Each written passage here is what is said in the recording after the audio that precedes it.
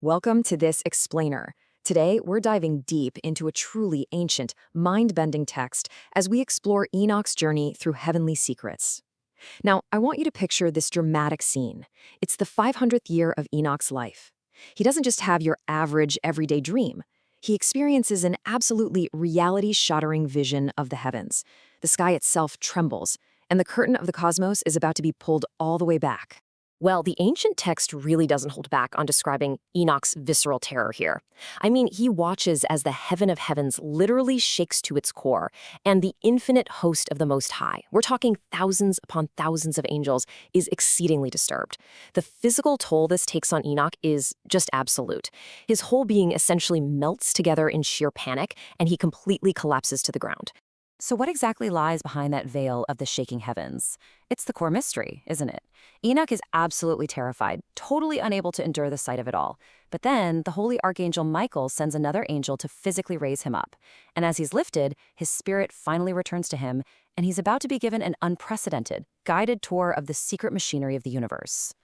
That tour begins right here with Section 1, Leviathan and Behemoth, the monsters of chaos. This is the very first major revelation of Enoch's journey. And, his angelic guide doesn't start with pretty clouds or stars. No, he starts with these primordial forces, ancient, terrifying beasts that have been deliberately separated and hidden away, just waiting for an impending day of ultimate judgment. The stark duality here is fascinating. We have Leviathan, a female monster banished to the crushing depths of the sea, lurking right over the fountains of the waters. And then we have Behemoth, a masculine monster occupying the barren, void desert of Dendane, just east of the Garden of the Chosen. The text tells us they were separated on a single day, embodying the absolute extremes of chaotic water and desolate land. You can imagine Enoch is completely fascinated by this, right? He explicitly asks the angel to explain the immense power of these monsters and the actual mechanics of how they were separated. And the angel responds simply, "Thou desirest to know here that which is a secret." This is such a pivotal moment. It's Enoch's raw curiosity that prompts his angelic guide to finally pull back the curtain on how the entire cosmos actually operates. Which brings us to Section 2, the secret celestial machinery. Now we're moving from mystical monsters straight into ancient cosmic physics. The angel takes Enoch to see the very foundations of heaven, the deep ends of the earth, and the hidden physical repositories where the winds themselves are securely stored away.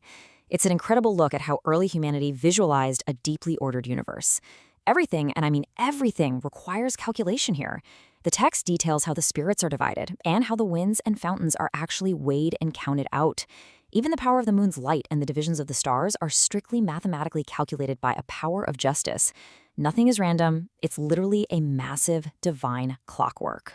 To really grasp how insanely precise this machinery is, just look at this micro-narrative of a storm. It happens in 3 distinct steps. Step 1, the lightning flashes. Step 2, a spirit actually causes a deliberate rest, a pause, during that flash. And then step 3, the thunder utters its voice. The text emphasizes that thunder and lightning are inseparable, yet they're perfectly equally divided.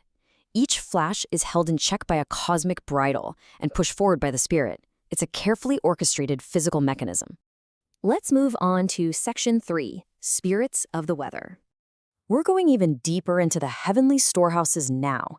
Enoch learns that the Earth's weather isn't just a system of atmospheric pressure and temperatures. It's a detailed roster of highly individualized angelic forces, managing everything from frost to rain. It brilliantly illustrates the ancient personification of weather. The spirit of hoarfrost acts as its own angel. Hail is managed by a quote-unquote good angel. The spirit of snow is released specifically for its strength, and the text beautifully notes that what ascends from it is like smoke, which is named frost. Then we have the spirit of fog, which doesn't even share a storage space with the others. It has its own special repository in the light, taking a totally distinct course through both winter and summer. So the crucial point to take away from all this is how these elements don't just exist in isolation. They actively cooperate. Dew and rain are described as a divine nourishment. The spirit of the dew dwells out at the far ends of the heaven, but is intimately connected to the repositories of the rain. Even more fascinating, the clouds of fog and the clouds of dew are linked, actively giving resources to one another at the ends of heaven just to sustain our planet. And this collaborative machinery becomes crystal clear when we look at the exact process for rain. Precipitation actually requires active physical intervention. Angels literally open up the repositories. The spirit of rain is let out, it's scattered, and it joins with the waters of the earth. And the text is very explicit about why this happens. It functions as direct nourishment from the Most High for those living on the earth. Because of this, it's carefully measured out and received. This whole sequence isn't just weather. It's a divine, meticulously measured act of mercy. Finally, we reach section 4, the final judgment. But we have to remember the context of Enoch's vision here. We're connecting this intricate, life-giving weather machinery right back to those terrifying primordial monsters we saw at the very beginning, bringing us face to face with ultimate cosmic justice. The angel of peace reveals the terrifying ultimate purpose of Leviathan and Behemoth to Enoch, saying, "These two monsters are prepared to be fed according to the greatness of God, that the punishments from God be not in vain." This signals a deeply tragic, apocalyptic moment.